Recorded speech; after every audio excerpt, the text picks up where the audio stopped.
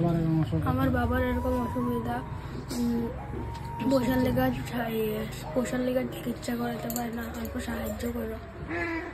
হয় যেতিয়া আপুনি খোজকাঢ়িব নোৱাৰিব এনেকুৱা লাখুটিৰ দৰকাৰ হ'ব, কিন্তু বৰ্তমান সময়ত মোৰ লগত যি মানুহজন আছে সি এই লাখুটিৰেও খোজকাঢ়িব নোৱাৰে। হয় নমস্কাৰ, বৰ্তমান সময়ত মই আছোঁ লংকা আদৰ্শপল্লীৰ মোহনবাসী ঘোষৰ ঘৰত, আৰু তেওঁ আজি প্ৰায় 3 বছৰৰ ওপৰত হৈ গ'ল এই বিচনাতে পৰি আছে। 3 বছৰ ধৰি বিচনাত পৰি আছে, কিন্তু তাৰ আগৰ পৰাই তেওঁৰ ভৰিৰ যি বেমাৰটো আছিলে সেই বেমাৰটো বহুত আগৰ পৰাই আছিলে।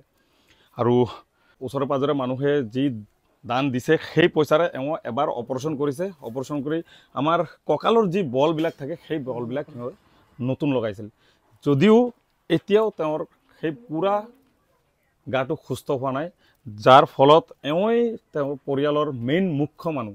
আৰু আমি সকলোৱে জানো যদি পৰিয়ালৰ মেইন মানুহজনৰ কিবা প্ৰব্লেম হৈ যায় তেনেহ'লে পুৰা পৰিয়ালটোৱেই বৰবাদ হৈ যায়।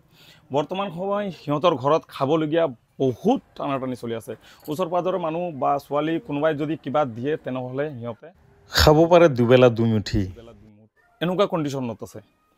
গতিকে আপোনালোকে সকলোৱে মিলি যদি অলপ সহায় কৰোঁ, হয়তো তেওঁ খোজকাঢ়িব পাৰে আৰু তেওঁৰ ফেমিলিটো আকৌ সুস্থ হ'ব পাৰে।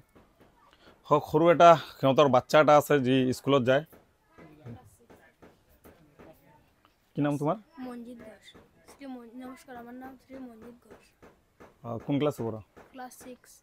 তেওঁ যে স্কুল যায়, স্কুলৰ পঢ়া খৰচ পৰ্যন্ত সিহঁতে উঠাব নোৱাৰে, এনেকুৱা কণ্ডিশ্যনত আছে বৰ্তমান সময়। কি হৈছিল মানে কেনেকৈ কি হ'ল আপোনাৰ?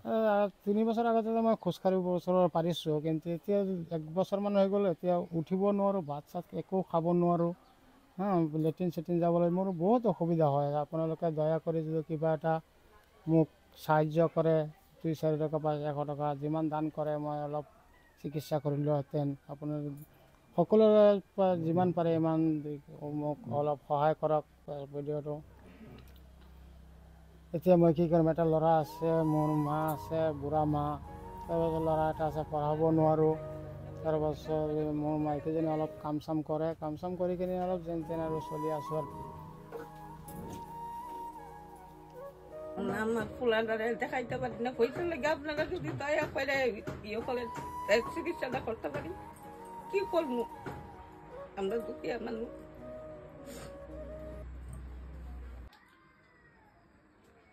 চাইছে সকলো মানুহ কেনেকুৱা কান্দি আছে মানুহজনৰ কাৰণে। ঘৰৰ ইনকাম কৰাৰ কোনো মানুহে নাই। যিজন বোৱাৰী চাই আছে সেই বোৱাৰীজনী মানুহৰ ঘৰত কেতিয়াবাহে কাম পালে তেতিয়াহে কৰে। সেই কামবোৰ কি ভেলু আছে? 2000-3000 এনেকুৱা কিবা এটা পায়, সেইখনেৰে ঘৰ চলাইছে, আৰু বাকী যি মানুহে দান দক্ষিণা দিয়ে তাৰে ভিতৰত চলি আছে, কিন্তু ঔষধ পত্ৰ তেনেকৈ কিবা খৰচ কৰিবই পৰা নাই। গতিকে ভিডিঅ'টো বেছিকৈ শ্বেয়াৰ কৰক আপোনালোকে, যাতে এনেকুৱা কোনো এটা মানুহৰ ওচৰত যাব যি অলপ বেছিকৈ হেল্প কৰিব পাৰে। আৰু আপোনালোকে যোনে যিমান পাৰে, এই স্কেনাৰ লগোৱা আছে, লগত মোবাইল নম্বৰ দিয়া আছে, সকলোৱে যোনে যিমান পাৰে সকলোৱে মিলি আমি আহক হেল্প কৰোঁ। ধন্যবাদ। জয় আই অসম, জয় জুবিন দা। আকৌ কৈছোঁ, প্লিজ ভিডিঅ'টো বেছিকৈ শ্বেয়াৰ কৰিব, আৰু যোনে যিমান পাৰে সকলোৱে